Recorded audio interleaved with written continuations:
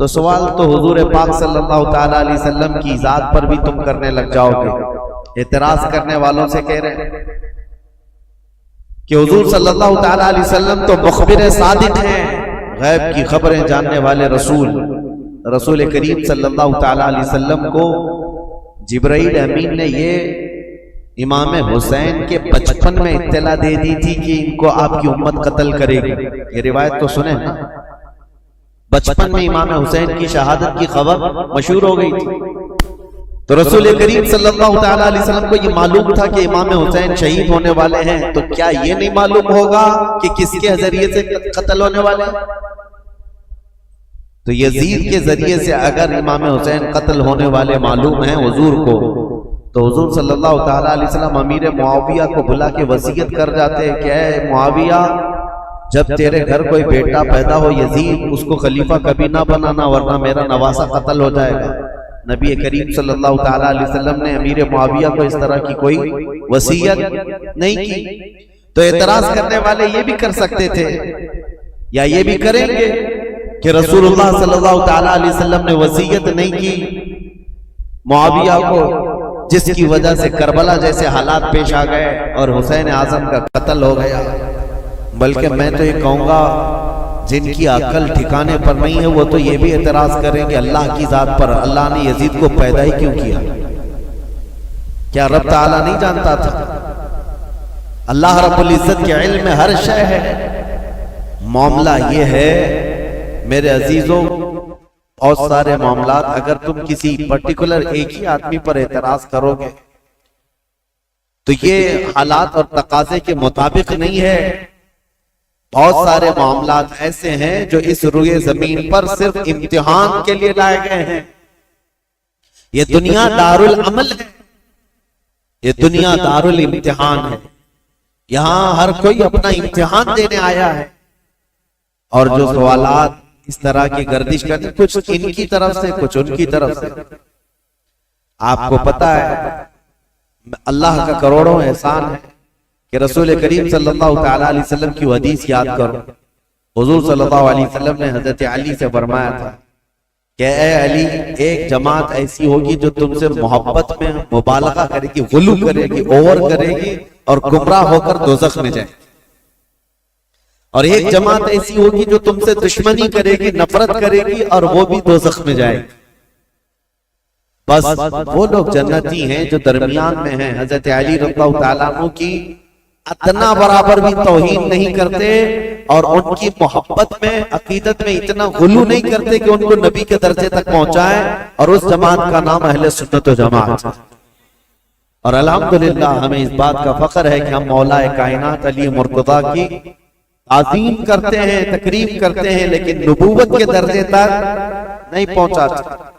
اب یہ معاملہ اور کچھ جماعت ایسی ہے جو حضرت علی کا ہمیشہ تان و تشنیع کرتے رہتی ہے، گستاخیاں کرتی رہتی ہے۔ تو اے سنیو، تم فخر کرو، نہ تمہارا شمار اللہ نے کھٹملوں میں رکھا ہے نہ چوہوں میں رکھا ہے۔ الحمدللہ یہ رسول پاک صلی اللہ تعالی علیہ وسلم کے ان شعروں میں ہمارا شمار ہے جو حق بولتے ہیں اور ہر حق پر قائم رہتے ہیں۔ ہوتا یہ ہے کہ ادھر سے بھی ادھر سے بھی فساد مچایا جاتا ہے۔ حضرت علی کے خلاف کچھ جماعتیں بولتی ہیں، حضرت امیر معاویہ کے خلاف کچھ جماعتیں بولتی ہیں۔ اب حضرت علی رضی اللہ تعالیٰ عنہ اور کربلا کے واقعات کے متعلق جو لوگوں کو پیٹ میں درد ہے اور یہ کہتے ہیں، یہ مولانا لوگ بڑے بڑے واقعات سناتے ہیں، لمبی داستانیں سناتے ہیں، کربلا کے میدان میں یہ ہوا وہ ہوا۔ حسین اعظم کربلا کے میدان میں گئے تھے، ان کے سامنے ان کے بچے شہید ہو رہے تھے، کٹ رہے تھے، اور حسین کون ہے؟ رسول اللہ کے نواسے۔ حسین کون ہے؟ علی کے بیٹے۔ حسین کون ہے؟ فاطمہ کے جگر گوشت۔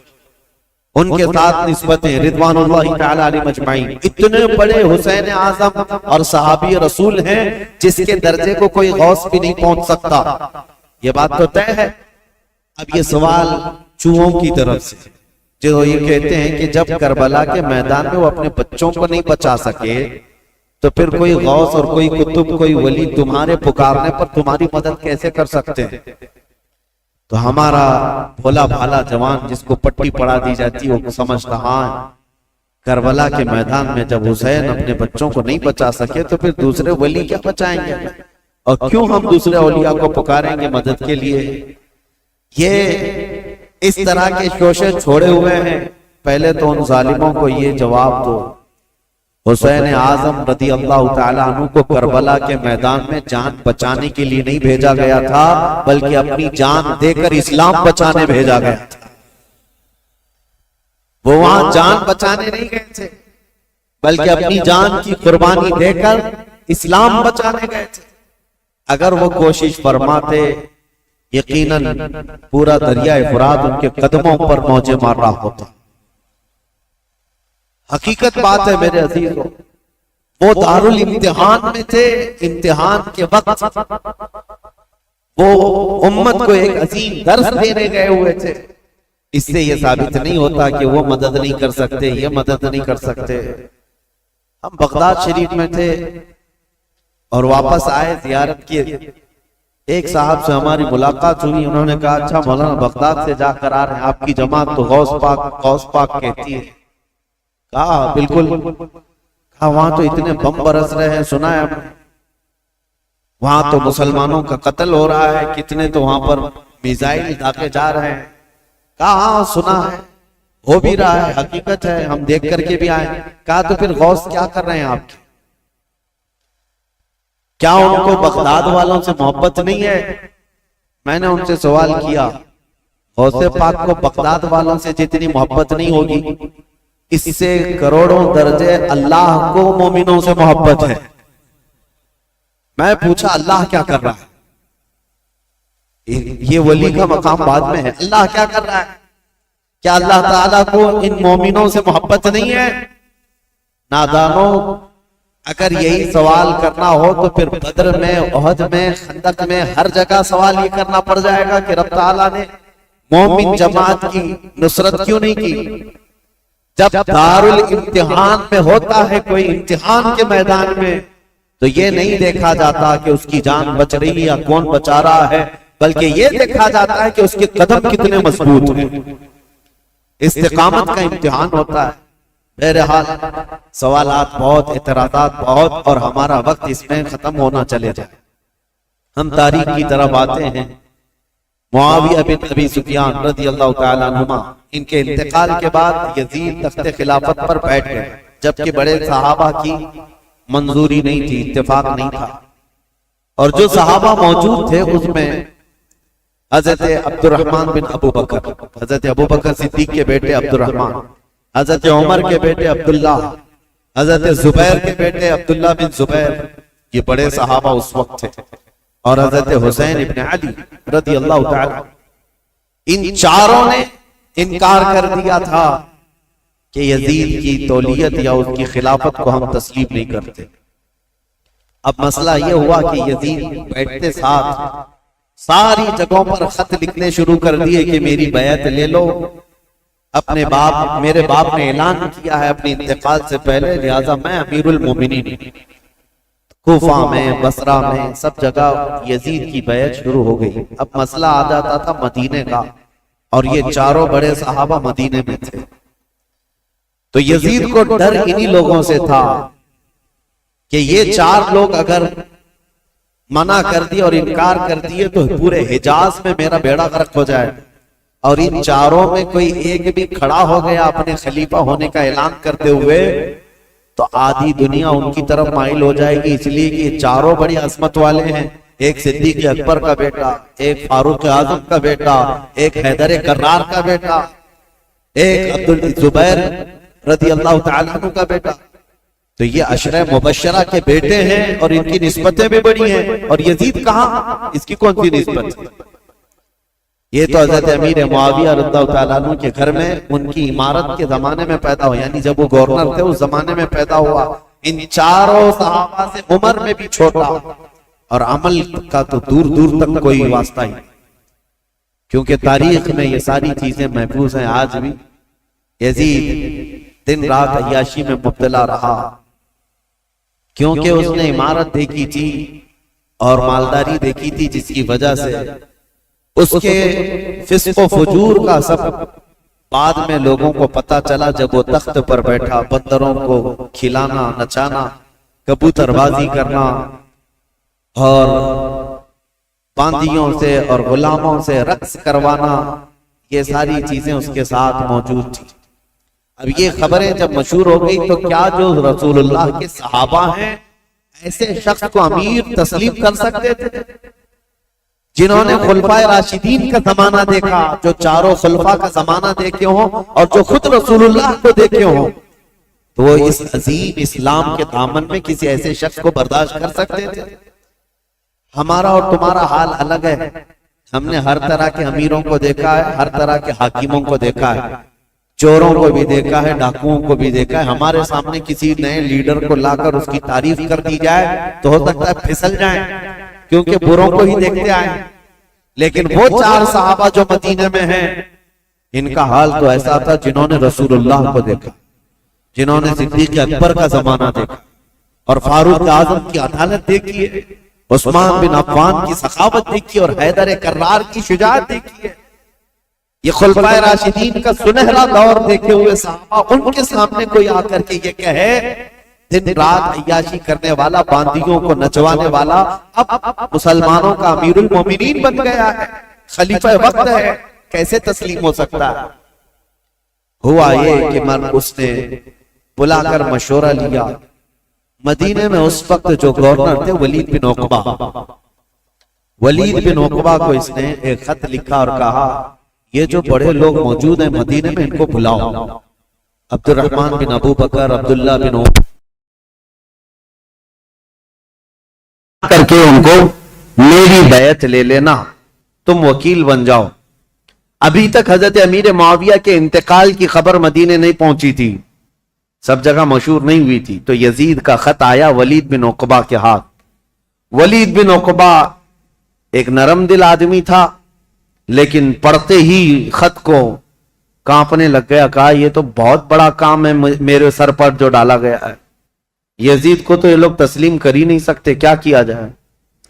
تو وہ ظالم مروان جس کی تاریخ ہے آپ نے سنا، حضرت عثمان ابن عفان کی مہر جس نے چرائی تھی، ان کے قتل کا جو سبب بنا تھا، مروان موجود تھا۔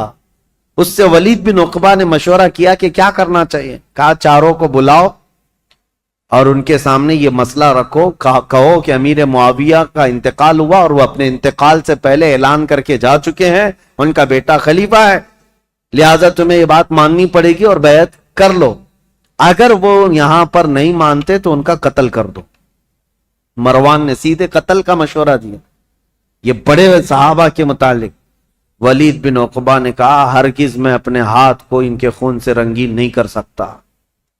پھر بھی اس نے بلوایا، یہ چاروں صحابہ کو جیسی بلایا گیا، حضرت حسین ابن علی رضی اللہ تعالی، اگرچہ مدینے کو خبر نہیں پہنچی تھی حضرت امیر معاویہ کے انتقال کی، لیکن چاروں کو احساس ہو گیا کہ گورنر اگر ہمیں بلا رہا ہے تو یہ ملک شام کی آئی ہوئی کوئی خبر ہے۔ وہ اپنی تیاری سے ہی گئے تھے۔ حضرت امام حسین اپنے چند ساتھیوں کو لے گئے تھے اور کہا میں اندر جا رہا ہوں، اگر آواز بلند ہو جائے تو تم آ جانا اور پھر معاملات طے کیے جائیں گے۔ حضرت حسین، حضرت عبداللہ بن زبیر، عبد الرحمن بن ابو بکر اور حضرت عبداللہ بن عمر، یہ چاروں دارالحکومت میں آئے، گورنر ہاؤس میں، اور اس وقت ولید بن عقبہ موجود تھا اور مروان بھی موجود تھا۔ اس نے خط پڑھ کر کے سنایا یزید کا خط آیا ہے اور وہ خلافت کا حقدار تھا، اس لیے امیر معاویہ نے اس کے خلیفہ ہونے کا اعلان کر دیا، لہذا میں اس کا وکیل ہوں، یزید امیر المومنین کی طرف سے میں تم سے بیعت لیتا ہوں۔ حضرت عبد الرحمن بن ابو بکر وہ موجود تھے، اور یہ دونوں صحابہ عبداللہ بن زبیر، عبداللہ بن عمر، یہ کھڑے ہو گئے، کہا ہمیں ایک دن کی مہلت دے دو، ایک دن کی مہلت دے دو۔ وہ نکلے، حضرت امام حسین کو اس نے پکڑ لیا، کہا کیونکہ اسے پتا تھا کہ اب یہاں مضبوط خلافت کا کوئی دعوے دار ہے تو حضرت علی کے بیٹے ہو سکتے ہیں، کیونکہ ان کی طرف پوری دنیا مائل تھی۔ حضرت امام حسین سے پوچھا تو حضرت امام حسین نے کہا سب سے پہلی بات تو یہ ہے کہ ہم جیسوں کو یہ زیب نہیں دیتا کہ یزید جیسا شخص خلافت کے تخت پر بیٹھ جائے. ہمیں یہ زیب نہیں دیتا کہ ایسی کوئی خبر بھی ہم سنیں، کیونکہ یہ تخت خلافت کسی بادشاہ کا نہیں، یہ رسول اللہ کی نیابت کا ہے.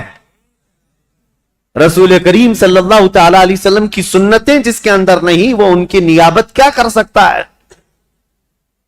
تو ولید بن عقبہ نے کہا معاملہ گرم ہو جائے گا، حسین تو تیار نہیں. پھر کہا نہیں، آپ کو تو بیعت کرنا ہوگا.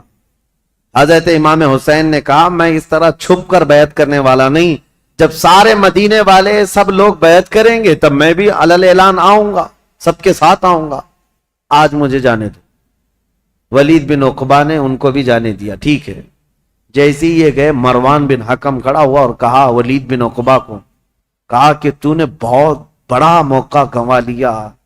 آج ان کو قتل کر دینے کا سب سے بہترین موقع تھا، تو گنوا لیا، اور تو آج ان سے بیعت نہیں لے سکا. مروان کہہ رہا ہے دیکھ لینا زندگی پر اب تجھے حسین سے بیعت کبھی نہیں مل سکی.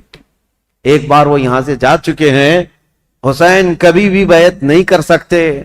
تیرے لیے اچھا موقع تھا. ولید بن عقبہ نے کہا میرے لیے ساری دنیا آ جائے لیکن میں حسین کے خون سے اپنا ہاتھ رنگین نہیں کر سکتا، اس لیے کہ وہ رسول اللہ کی قرابت دار نواز ہیں. تو مروان بن حکم نے ولید بن عقبہ کی شکایت لکھ کر کے بھیجی یزید کے پاس کہ اس کی نرم دلی کی وجہ سے یہ چاروں چلے گئے. اور ہوا کیا، عبداللہ بن زبیر اور عبداللہ بن عمر رات کے وقت ہی اپنا سامان لیے اور مکہ چلے گئے.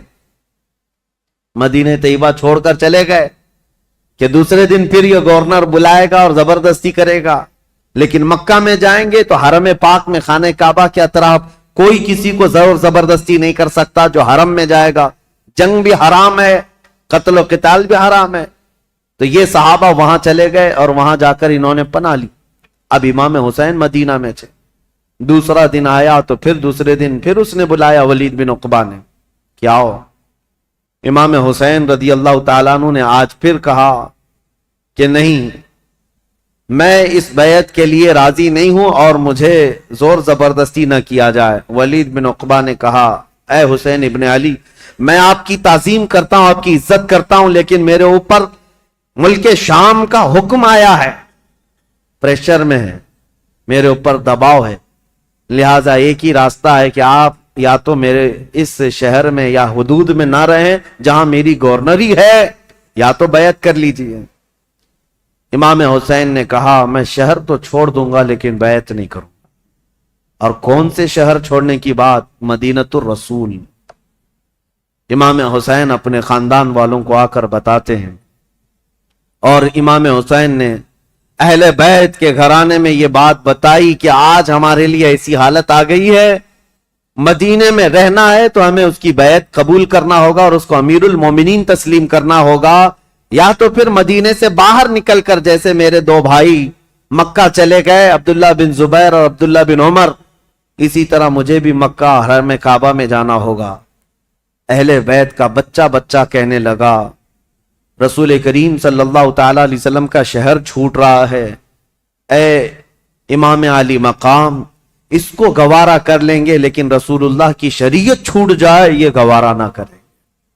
حضور کے شریعت پر اور اسلام کی تاریخ میں ایسا کوئی دھبا آ جائے یہ گوارا نہ ہو. میں آپ کو بتاتا ہوں یہ مسئلہ کتنا اہم تھا. ظالموں کو پتا نہیں جو اوپر کی تاریخ پڑھتے ہیں اور بک بک کر کے ٹی وی میں چلے جاتے ہیں کہ امام حسین نے خواہ مخواہ اپنے بچوں کو جھونک دیا کربلا کے میدان میں، اور یہ سیاسی جنگ تھی نعوذ باللہ. اور بعض یہ کہتے ہیں کہ خروج کیا. خروج کا مطلب ہوتا ہے بغاوت کیا.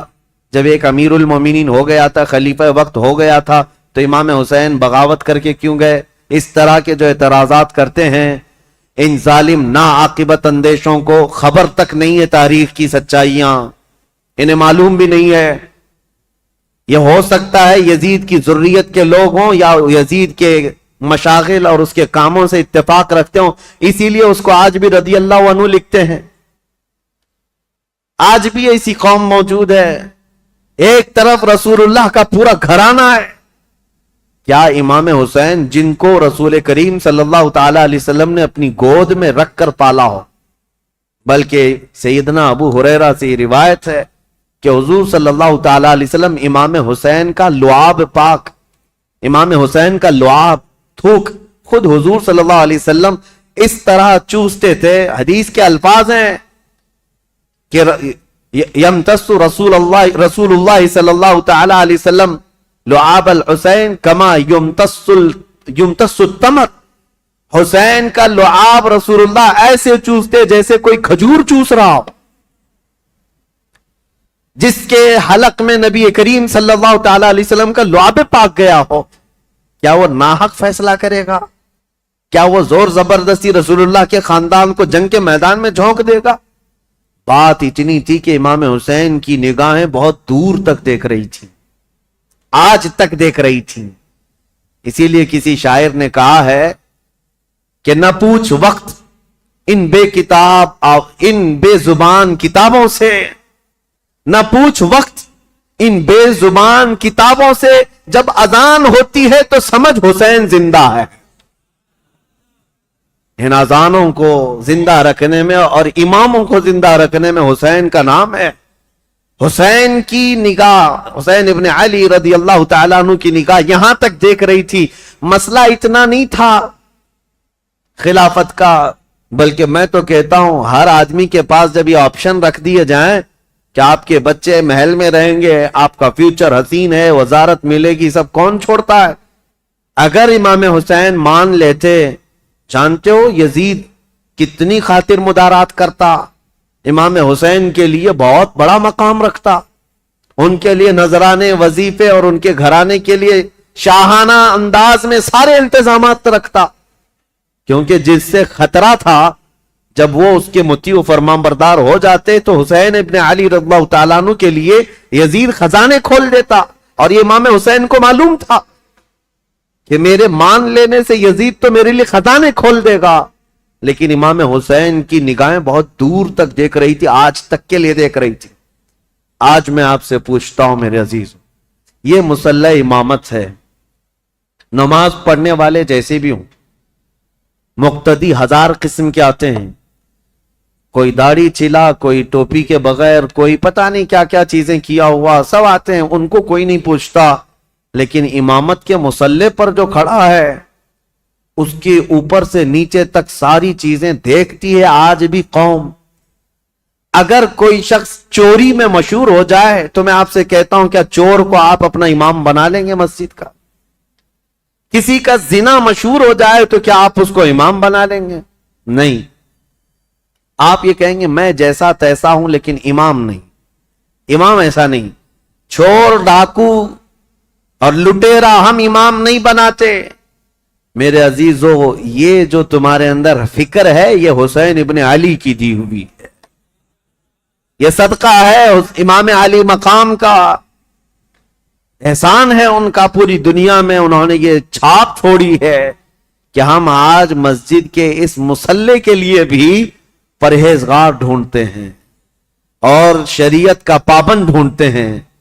اگر امام حسین اس وقت یہ کر جاتے، یزید کے ہاتھ میں دے کر بیعت کر لیتے، تو آج کوئی بھی اس بات کو دلیل بنا لیتا، میاں آپ فلاں امام پر اعتراض کر رہے ہیں، رسول اللہ کے نواسے نے امام مان لیا تھا شرابی کو، تو ہم کیوں نہیں امام بنا سکتے؟ ہر ایک کے لیے دلیل بن جاتی. اسی لیے میرے عزیزو، خالی وہ وقتی جنگ نہیں تھی، قیامت تک کے لیے فیصلہ تھا، قیامت تک کے لیے دلیل بننے والا تھا ان کا عمل. اسی لیے امام حسین کو بہت بڑا فیصلہ لینا پڑا، بہت بڑا فیصلہ لینا پڑا. اگر میرے نکلنے سے صرف میرے گھر کا ہی مسئلہ تھا تو یہ الگ بات ہے، لیکن میرے نکلنے سے آنے والی نسلوں کے لیے بھی ہے تو مجھے 1000 بار سوچنا پڑے گا. امام حسین کے سامنے یہ چیلنج تھا کہ وہ رسول اللہ کے نواسے، جن کے لیے میرے آقا نے یہ فرمایا حسین منی وانا من الحسین، حسین مجھ سے ہیں اور میں حسین سے ہوں. اس کا مطلب یہ ہے رسول اللہ کی شریعت حسین سے ہے، رسول اللہ کا دین حسین سے ہے. تو جب امام حسین سے پورا دین وابستہ ہے تو پھر امام حسین کو بہت سوچ کر کے قدم اٹھانا تھا. ظالموں، خالی صرف اتنا بک بک کہہ دینا کہ وہ خواہ مخواہ اپنے خاندان کو میدان جنگ میں جھونک دیے اور سیاسی جنگ کی یا بغاوت کیا، اپنی آخرت خراب کرتے ہو، اپنی آخرت برباد کرتے ہو، تمہیں خبر بھی نہیں ہے۔ تمہارے ساتھ اگر ایسے معاملات آ جائیں تب پتا چلے گا، دین کی تھوڑی بہت بھی سوجھ بوجھ رکھتے ہو تو ایسی حرکت کبھی نہیں کر سکتے۔ اب امام حسین گھر والوں کو آ کر بتاتے ہیں، گھر والے تیار ہوئے، ٹھیک ہے مدینہ رسول چھوڑ کر جائیں گے۔ اور وہ رات بھی آ گئی جب رسول اللہ کا یہ عظیم نواسہ مدینے سے رخصت ہو رہا ہے، جہاں ان کی پیدائش ہوئی۔ 4 ہجری شعبان المعظم کا مہینہ تھا جب امام حسین مدینے میں پیدا ہوئے تھے۔ اس دن رسول کریم صلی اللہ تعالی علیہ وسلم کو اتنی خوشی ہوئی تھی۔ اور پتہ ہے آپ کی ولادت سے پہلے حضور کی چچی ام الفضل، حضرت عباس کی بیوی حضرت ام الفضل، یہ آئی تھی خواب دیکھ کر کے، ڈر کر کے آئی اور کہا یا رسول اللہ صلی اللہ علیہ وسلم میں بہت ہی عجیب خواب دیکھ کر کے آئی ہوں، مجھے ڈر ہے۔ کہا کیا دیکھی ہو؟ کہا بیان کرنے سے مجھے ڈر لگتا ہے۔ کہا بتائیں تو صحیح خواب کیا ہے؟ تو چچی ام الفضل نے کہا تھا میں نے کل خواب میں دیکھا آپ کے جسم کا ایک ٹکڑا کٹ گیا اور میری گود میں گرا ہے۔ حضور نے فرمایا گھبرانے کی ضرورت نہیں، فاطمہ کے گھر بیٹا پیدا ہوگا اور وہ پرورش کے لیے تمہاری گود میں ڈالا جائے گا، اور فاطمہ کا بیٹا میرے جسم کا ٹکڑا ہے۔ جو رسول کریم صلی اللہ تعالی علیہ وسلم نے جس کو اپنے جسم کا ٹکڑا کہا وہ مدینے میں پروان چڑھا ہے اور مدینے میں آنکھیں کھولی ہیں، خطبہ رسول کو سنا ہے، حسین پرورش ہے صحابہ کی جھرمٹ میں، ماں فاطمہ الزہرا اور باپ حیدر کرار، نانا رسولوں کا سردار۔ اس عظیم جوان کو میدان میں اترنے کے لیے اب جو وقت آیا وہ عجیب اتفاق تھا کہ اپنا شہر چھوڑنا ہوا۔ امام حسین کہتے ہیں میرے نانا نے یہ فرمایا تھا کہ ہر نبی اس جگہ دفن ہوتا ہے جو جگہ اسے سب سے زیادہ محبوب ہوتی، لہذا سید الانبیاء جہاں دفن ہے تو مدینہ ان کو سب سے زیادہ محبوب ہے۔ لیکن عجیب اتفاق ہے اے حسین، رسول کا جو سب سے محبوب علاقہ ہے وہ مجھ سے چھوٹا چلا جا رہا ہے۔ امام حسین اپنے خاندان کو لے کر حضور صلی اللہ علیہ وسلم کے روضے پر آئے اور آتے ساتھ رو پڑے، کہا نانا جان یہ وہی شہر ہے جہاں میں آپ کے کندھوں کی سواری کرتا تھا، یہاں کے در و دیوار گواہ ہیں اور یہاں موجود لوگ بھی گواہ ہیں کہ آپ سے جو میری محبت تھی یا مجھ سے جو آپ کی محبت تھی اس کے قصے مشہور ہیں۔ لیکن آج میں مدینے سے رخصت ہو رہا ہوں، اس لیے نہیں کہ مجھے کوئی جائیداد بنانی ہے، صرف اس لیے کہ آپ کے دین پر کوئی آنچ آنے نہ پائے۔ امام حسین حضور اکرم صلی اللہ تعالی علیہ وسلم کے روضہ اطہر سے اجازت لیتے ہوئے نکلے تھے۔ مدینے والے کہتے ہیں وہ عجیب سما تھا کہ مدینے والے دیکھتے رہ گئے۔ اہل بیت کا قافلہ جب نکل رہا تھا، اس میں حضرت امام حسین کے بھتیجے، بیٹے، بیٹیاں، بہن اور کئی لوگ شامل تھے۔ یہ قافلہ بعد میں بڑھتا چلا گیا لیکن مدینے سے نکلنے والے قافلے میں اتنے تھے۔ اور پھر امام حسین اپنی والدہ ماجدہ سیدہ کائنات فاطمہ الزہرا کی قبر کے پاس آئے اور بے اختیار رو پڑے، اپنی ماں کو آخری مرتبہ سلام کہہ رہے تھے۔ مدینے والے کہتے ہیں کہ حسین کا جانا ہم نے دیکھا تھا، حسین واپس مدینے کبھی نہ آئے، اور مدینے والے روکتے رہے کہ ہم آپ کی بیعت بھی کریں گے اور آپ کی حمایت بھی کریں گے، آپ مدینے سے نہ جائیں۔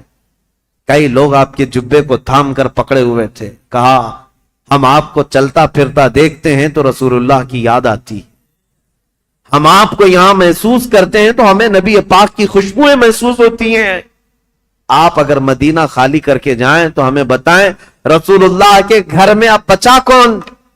آپ کے بھائی شہید ہو چکے، امام حسن، آپ کے باپ بھی نہیں ہیں، رسول اللہ کے گھر کی ایک نشانی آپ ہیں اور آپ جا رہے ہیں اور اپنی اولاد کو بھی لے جا رہے ہیں۔ کیا مدینہ رسول اللہ کے گھر سے خالی ہو جائے گا؟ اگر رسول اللہ کا گھر یہاں نہیں ہے تو پھر کس کا گھر رہے گا؟ مدینے والوں کی وہاں پر جو بہتابی تھی، آہو فغاں تھے، یہاں تک کہ وہ لوگ لڑنے کو تیار ہوئے اور تلواریں نکال چکے تھے۔ کہا حسین ابن علی ہماری تلواریں ہیں آپ کے ساتھ ہیں، اللہ کا واسطہ دیتے ہیں آپ نہ جائیں۔ امام حسین نے ایک ہی جملہ کہا، میں رہ تو جاؤں گا تمہاری باتوں پر، لیکن کل کو جو عیاش لڑکا بیٹھا ہوا ہے تخت خلافت پر یعنی یزید، یہ مقابلے کے لیے مدینہ بھی فوج بھیج دے گا اور حرم رسول کو میں مسلمانوں کے خون سے رنگین نہیں کر سکتا۔ نبی پاک کا شہر میری وجہ سے خون آلود ہو جائے، مجھے یہ گوارا نہیں۔ میں میرے نبی پاک کے شہر کا حد درجہ احترام کرتا ہوں، مجھے جانے دو۔ یہ قافلہ مدینے والوں کی آنکھوں سے اوجھل ہو گیا۔ مدینے والے کہتے ہیں راتوں کی نیند غائب ہو گئی، ہمارا چین و سکون غرق ہو گیا۔ ہم اہل بیت کے اس گھر پر آتے تھے جو رسول اللہ کے حجرے سے لگا ہوا تھا، جہاں کبھی سیدہ کائنات فاطمہ الزہرا رہا کرتی تھی۔ حضرت فاطمہ کا وہ مکان جو آج رسول اللہ کی جالیوں کے اندر آ گیا ہے، اہل مدینہ کہتے ہیں اس گھر کے اطراف ہم گھومتے تھے، اس لیے کہ ہمیں پتہ ہے اس گھر کی تاریخ کہ حضور اگر اس گھر کے اندر بیٹھے ہوتے اور قرآن اترنا ہوتا تو جبرائیل دروازے پر کھڑے ہو کر پہلے اجازت لیتے پھر گھر میں آتے تھے۔ دوسری جگہوں پر جبرائیل امین براہ راست حضور پر وحی لے کر آتے تھے، آیتیں لے کر آتے، لیکن جب فاطمہ الزہرا کے گھر میں حضور ہوتے تھے تو جبرائیل اجازت لے کر آتے تھے۔ اہل مدینہ کہتے ہیں وہ گھر خالی ہو چکا تھا، اس گھر کے اندر اب کوئی نہیں تھا۔ اہل بیت نبوت کا یہ گھرانہ، رسول اللہ کا یہ خاندان سب چل پڑا تھا۔ مدینے والے کہتے بھی تھے کہ کیسا وقت آ گیا کہ آج نبی پاک نے جس مدینے کو عظمت کا بلند مقام دے دیا، اس مدینے میں ان کے ہی گھر کے لوگ رہنے کے لیے آج پریشان کیے جا رہے ہیں، ستائے جا رہے ہیں اور یہاں سے ہجرت کرنے پر مجبور کیے گئے۔ امام حسین ابن علی رضی اللہ تعالیٰ اپنے خاندان سمیت نکل کر کے مکہ مکرمہ پہنچے۔ شعبان المعظم کا مہینہ تھا، تقریباً 4 تاریخ تھی جو حضرت امام حسین کی پیدائش کی تاریخ۔ جب تقریباً 4 شعبان کی تاریخ 4 شعبان کو مکہ مکرمہ میں داخل ہوئے، مکہ والوں نے شاندار استقبال کیا۔ عبداللہ بن زبیر بھی وہاں تھے، عبداللہ بن عمر بھی وہاں تھے۔ انہوں نے کہا حسین ابن علی آپ آ گئے مدینے سے سلامتی کے ساتھ، اہلاً و سہلاً مرحبا، آپ کے لیے مبارکبادی ہو۔ ولید بن عقبہ سے، مروان بن حکم سے، یزید سے آپ نے جان بچا لی، اب امن و امان میں آپ رہیں۔ مکہ مکرمہ میں یہ خاندان نبوت اہل بیت کا گھرانہ خوشحالی کے ساتھ رہ رہا تھا، لیکن برا ہو ان کوفی شیعوں کا۔ شیعان علی ایک جماعت ہے جو بعد میں چل کر شیعہ کہتے ہیں نا، شیعہ کا مطلب حمایتی۔ حضرت علی رضی اللہ تعالیٰ عنہ کے حمایتیوں کی ایک جماعت تھی، شیعان علی ان کو کہا جاتا تھا، جو کوفہ میں رہتے تھے برسوں سے، حضرت علی کے زمانے سے تھے، کیونکہ حضرت علی نے بھی دارالخلافہ کوفہ کو بنایا تھا، اور حضرت علی کے بعد امام حسن بھی وہاں رہے کوفہ میں، اور اس کے بعد وہ ہجرت کر کے مدینے چلے گئے، تب پھر امام حسین بھی گئے تھے۔ تو کوفہ والوں کا تعلق حضرت علی کے گھرانے سے پہلے سے تھا۔ اور امام حسین کی یہ تاریخ میں آپ کو بتاتا ہوں کہ جب امیر معاویہ یعنی حکومت کر رہے تھے، اس وقت بھی کوفہ والے امام حسین کو خط لکھ کر بلا رہے تھے کہ امیر معاویہ کو معزول کر دیتے ہیں، آپ آ جائیے۔ امام حسین نے منع کیا، کہا کہ میں پھر سے وہ عظیم جنگیں دیکھنا نہیں چاہتا ہوں جو میرے باپ کے زمانے میں ہوئی ہیں۔ تو حضرت امام حسین گئے نہیں، امیر معاویہ کے زمانے سے کوفہ والے خط لکھ رہے تھے، آپ آ جائیے۔ اب جب امیر معاویہ کا انتقال ہو گیا اور یزید تخت خلافت پر بیٹھ گیا تو کوفہ والوں نے ایک میٹنگ کی۔ کوفہ عراق کا ایک شہر ہے، عراق میں آج بھی وہ شہر موجود ہے، اور جتنے اہل بیت سے محبت کرنے والے لوگ تھے سب جمع ہوئے اور میٹنگ کیا، اور وہ ایک شخص کے گھر میں میٹنگ ہوئی جس کا نام مسلم بن سرد بتایا گیا ہے، اور وہ شخص سارے لوگوں کو جمع کر کے کہتا ہے دیکھو امیر معاویہ کا تو انتقال ہو گیا اور یزید بیٹا ہے، تم سب کی رائے کیا ہے؟ کیا علی کے بیٹے حسین خلافت کے سب سے زیادہ حقدار نہیں ہیں؟ کوفہ والوں نے ایک زبان ہو کر کہا ہاں، رسول اللہ کے نواسے علی ابن ابی طالب کے بیٹے، ان سے زیادہ حقدار کون ہے؟ تو ان لوگوں نے کہا کہ ہم نے یہ سنا ہے کہ امام حسین نے بھی یزید کی بیعت کو قبول کرنے سے منع کر دیا اور وہ مدینہ چھوڑ کر مکہ جا چکے ہیں۔ اے لوگوں، تمہارا کیا خیال ہے ہم حسین ابن علی کو یہاں بلا نہ لیں؟ ہم کوفہ بلا لیتے ہیں اور یہاں بلا کر ان کی خلافت کو تسلیم کرتے ہیں، ان کے ہاتھ میں بیعت کر لیں گے، اور پھر دھیرے دھیرے پورا حجاز امام حسین کے ہاتھ پر بیعت کر لے گا، پورا عرب بیعت کر لے گا، اور یزید کو ہم اتار دیں گے تخت خلافت سے۔ تو کوفہ والے اس بات پر سب اتفاق، اور پھر سارے لوگوں نے مل کر کے خط لکھا امام حسین کے نام پر۔ عبداللہ بن صبح حمدانی نام سے ایک شخص تھا، اس کے ہاتھ میں خط دے کر بھیجے جس میں کوفہ کے بڑے رئیس اور ذمہ دار جو لوگ تھے، وہاں کے جو سردار تھے، ان کی دستخطیں تھیں، ان کی مہریں لگی ہوئی تھیں۔ یہ خط رمضان کی 10 تاریخ کو آیا۔ کہاں؟ مکہ مکرمہ میں۔ مکہ مکرمہ میں امام حسین کے پاس یہ خط آیا تو امام حسین نے دیکھا، اس میں یہ لکھا ہوا تھا، کوفہ والوں نے لکھا تھا، اللہ کی حمد و ثنا کے بعد، حضور کی صلاۃ و سلام کے بعد کہا امیر معاویہ کا انتقال ہو گیا، اور ان کے بعد یزید جیسا فاسق و فاجر شخص بیٹھا ہے، لہذا ہم اس کی امارت اور اس کی خلافت کو نہیں تسلیم کرتے۔ اے علی کے بیٹے حسین، آپ تشریف لے آئیں، ہمارے سر پر کوئی امام نہیں ہے، آپ تشریف لائیں، ہم آپ کے ہاتھ پر بیعت کرتے ہیں۔ یہ خط کا مضمون تھا۔ امام حسین رضی اللہ تعالیٰ عنہ نے یہ حرم کعبہ میں اس خط کو پڑھا، اس کے بعد لوگوں سے پوچھا، اب سنیے، کوئی ایک شخص نے بھی اس بات پر رضامندی کا اظہار نہیں کیا؟ جو بڑے صحابہ تھے انہوں نے کہا کوفہ والوں کی بات پر کبھی یقین نہیں کیا جا سکتا، یہ غدار لوگ ہیں، دھوکہ دے دیتے ہیں، یہ غدار لوگ ہیں، دھوکہ دیتے ہیں۔ آپ کے باپ کو بھی کوفہ میں شہید کیا گیا، آپ کے بھائی کو بھی شہید کیا گیا ہے، اب آپ وہاں کیوں جانا چاہتے ہیں؟ مت جائیں، مکہ آپ کے لیے امن و امان کے ساتھ۔ حضرت امام حسین نے ان خطوط کو نظر انداز کر دیا، لیکن 2-3 دن کے بعد تقریباً 53 یا 55 لوگ کوفہ سے چل کر کے مکہ مکرمہ آئے، اور طواف کعبہ کے بعد سب امام حسین کے پاس نظر و نیاز لے کر کے آئے، اور اس کے بعد پھر خطوط لے کر آئے، کوفہ والوں کے حالات بتائے۔ امام حسین نے دوبارہ صحابہ سے مشورہ کیا کہ کیا کرنا چاہیے، تب پھر صحابہ نے وہی بات کی، کوفہ والے غدار قسم کے لوگ ہیں، طبیعت کے اندر ان کے استقامت نہیں، کسی ایک بات پر جمتے نہیں ہیں، آپ مت جائیں۔ دوسری مرتبہ بھی امام حسین صبر کر کے رہ گئے۔ رمضان کا مہینہ ختم ہونے کو آیا، تقریباً خطوط کا سلسلہ جاری رہا، اتنے کہ 10,000 کے قریب لوگوں نے امام حسین کو دعوت دی، اور اخیر میں یہ دعوت دی کہ اے حسین ابن علی، کل قیامت کے دن اگر اللہ تعالی ہم سے یہ سوال کر لے کہ فاسق و فاجر معاویہ کے بیٹے سے تم نے بیعت کیسے کی، اس کو امیر کیسے بنایا، تو ہم اللہ کی بارگاہ میں قیامت میں یہ جواب دیں گے کہ اے رب العالمین، ہم نے تو رسول اللہ کے نواسے کو بلایا تھا، مگر انہوں نے انکار کیا، تو ہمارے پاس کوئی چارہ نہیں تھا، اس لیے ہم نے یزید کی بیعت کر لی۔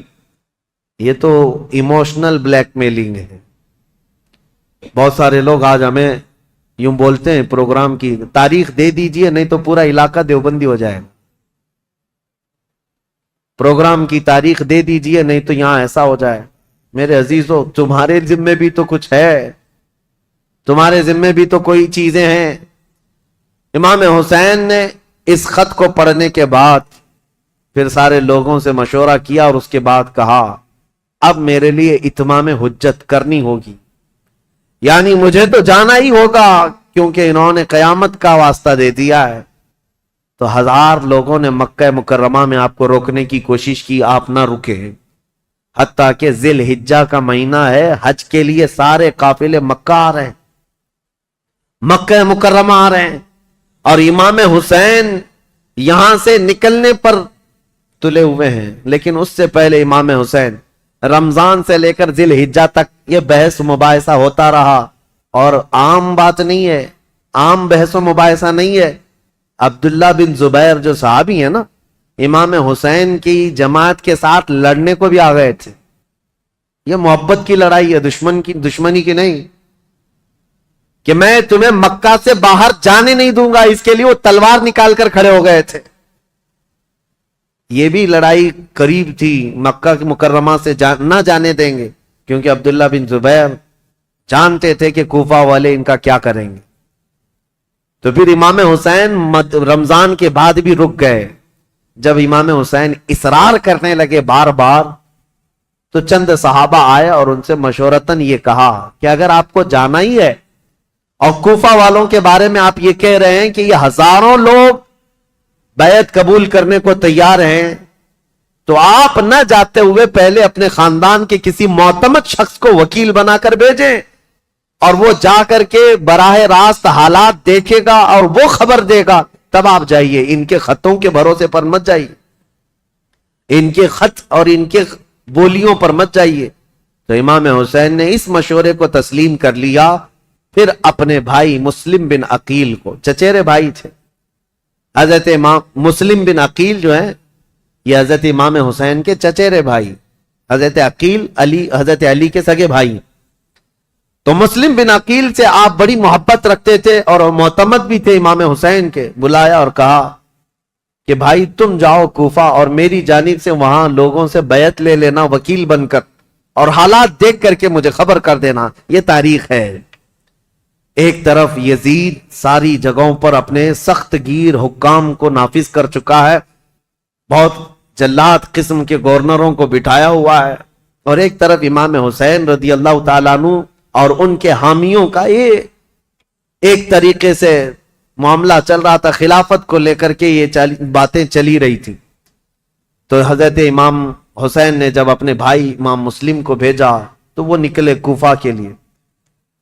اور جب وہ کوفہ جا رہے تھے تو تاریخ میں موجود ہے امام مسلم بن عقیل کے دو چھوٹے بچے محمد اور ابراہیم بھی ساتھ ہو گئے، کیونکہ وہ باپ کے بغیر رہتے نہیں تھے. امام مسلم بن عقیل اپنے دو بچوں کے ساتھ کوفہ کے لیے روانہ ہوئے. جیسے ہی کوفہ میں آئے، کوفہ والے جوق در جوق امام مسلم کا استقبال کرتے ہیں، اور اتنی بڑی تعداد میں استقبال کیا کہ تقریباً ایک ہی رات میں 12,000 لوگ آپ کے ہاتھ پر بیعت کیے. 12,000 لوگ امام مسلم بن عقیل کے ہاتھ پر امام حسین کا وکیل سمجھ کر بیعت کیا. اور جدھر دیکھو ادھر اہل بیت کا نعرہ، محبت علی کا نعرہ، امام حسین کی امارت اور خلافت کا نعرہ. ماحول رنگا رنگ ہے کوفہ کا. امام مسلم بن عقیل سیدھے مختار بن عبید ایک شخص ہے اس کے گھر جا کر قیام کرتے ہیں. مختار بن عبید وہاں سردار کی حیثیت رکھتا تھا، اور اس نے سارے لوگوں کو یہیں پر جمع کیا تھا اور ساری باتیں یہیں سے چل رہی تھی. امام مسلم بن عقیل جیسی گئے تو کوفہ کے اس وقت جو گورنر تھے وہ نعمان بن بشیر ایک صحابی رسول تھے. یزید کی طرف سے وہ گورنر تھے، نرم دل تھے اور نہایت ہی عجز و انکساری والے، تواضع والے انسان تھے. ان کو جب یہ بتایا گیا کہ امام مسلم بن عقیل کوفہ میں آئے ہیں اور لوگ جوق در جوق ان کے ہاتھ پر بیعت کر رہے ہیں، امام حسین کی بیعت لے رہے ہیں، تو انہوں نے دوسرے دن خطبہ دیا تھا اور کہا تھا کہ اے کوفہ والو، مجھے ڈر ہے یزید کو یہ خبر پہنچے گی تو وہ تم سب سے سختی کرے گا اور پھر کوفہ والوں کی جان و مال خطرے میں ہوں گے. تو وہاں پر ایک شخص بیٹھا ہوا تھا جو یزید کا چمچا تھا. اس نے نعمان بن بشیر سے کہا آپ تو بڑے کمزور آدمی ہیں، مسلم بن عقیل کو بلا کر مار ڈالو، ختم کر دو، قتل کر دو، معاملہ ہی ختم ہو جائے گا. نعمان بن بشیر صحابی ہیں، کہتے ہیں اے ظالم تو کس انداز سے مجھے مشورہ دے رہا ہے. کہا تب تو پھر آپ کمزور لوگوں میں، ذلیل لوگوں میں، عزت والے لوگوں میں نہیں ہیں. انہوں نے نعمان بن بشیر نے ایک تاریخی جملہ کہا تھا، مجھے ایسی ذلت گوارا ہے جس میں رب کی عزت ہے، رب کی رضا ہے، اور مجھے ایسی عزت گوارا نہیں جس میں رب کی ناراضی ہو اور کسی کا خون میرے ہاتھ سے رنگا ہو. عزیزان، میرا ہاتھ کسی کے خون سے رنگا ہوا ہو. حضرت نعمان بن بشیر اتر گئے اور یزیدی جو وہاں موجود تھے حامی، انہوں نے خط لکھ کر کے یزید کو پہنچا دیا کہ دیکھو یہاں پر تو مسلم بن عقیل آئے ہیں اور حسین نے خلافت کا دعویٰ کر ہی دیا ہے، جس کا تمہیں خطرہ تھا وہ خطرہ آ گیا. اور کوفہ والے جوک در جوک بیعت کر رہے ہیں. یزید کو کب یہ بات ہضم ہوتی؟ وہ تو کب سے تیاری کر رہا تھا, بلکہ اس کے باپ حضرت امیر معاویہ بھی اس کے تخت خلافت پر بیٹھنے کے لیے تیاریاں کیے ہوئے تھے, کئی لوگوں سے بات چیت کیے ہوئے تھے. حالات سازگار نہیں ہوئے تب تو ان کا انتقال ہو ہی گیا. یزید زور سے طاقت سے کئی لوگوں کو اپنا ہم نوا بنا رہا تھا, اور جب اسے پتا چلی گیا جس بات کا مجھے خطرہ تھا وہ خطرہ تو آ ہی گیا کہ خلافت کا دعوے دار علی کا بیٹا ہو سکتا ہے, اسے خطرہ تھا. اور حضرت امام حسین کی خلافت کا کوفہ والوں نے پہلے ہی اعلان کر دی. ابھی امام حسین نے اعلان نہیں کیا, کوفہ والوں نے یہ اعلان کر دیا اور اپنے ہاتھ سے سب لوگوں نے بیعت کرنا شروع کر دیا تھا. ایک بات یاد رکھو میرے عزیزوں, اپنے اندر اللہ کے نبی صلی اللہ علیہ وسلم کی محبت ایسی بساؤ کہ ظالم جو خواب دیکھتا رہتا ہے نا ڈر کے مارے, وہ خواب کبھی نہ کبھی سچا ہو ہی جاتا ہے. ہاں, مجھے یہ بات یاد آتی, یزید جیسے ڈرتا تھا, ہر دن ڈر کے سوتا تھا کہ کہیں سے کوئی خلافت کا دعوے دار اٹھے گا تو میری کرسی ہلا دے گا. اور اس کو پتا چلا جیسے ہی حضرت امام حسین اٹھ گئے تو اس دن وہ اپنا ماتھا مارنے لگا اور لوگوں سے کہا کہ دیکھو جس کا ڈر تھا وہی ہو گیا. ایسے ہی آج کے یزیدیوں کو بھی یہ خبر ستاتی رہتی ہے ہمارے ملک کے, اور پاکھنڈی بولتے بھی رہتے ہیں 2029 میں ہندوستان کا پردھان منتری مسلمان بن جائے گا. یہ ہماری بات نہیں ہے, یہ ڈر کے مارے دیکھے ہوئے خواب ہیں, یہ ڈراؤنے خواب ہیں جو پریشان کرتے ہیں. اور انشاءاللہ العزیز کوئی حسین کا غلام بیدار ہوگا اور پورے ہند کو ایک میدان میں لا کر کھڑا بھی کرے گا انشاءاللہ. ہاں, اس قوم کو زندہ ہو لینے دو, پھر ہر قوم کہے گی حسین ہمارے ہیں انشاءاللہ.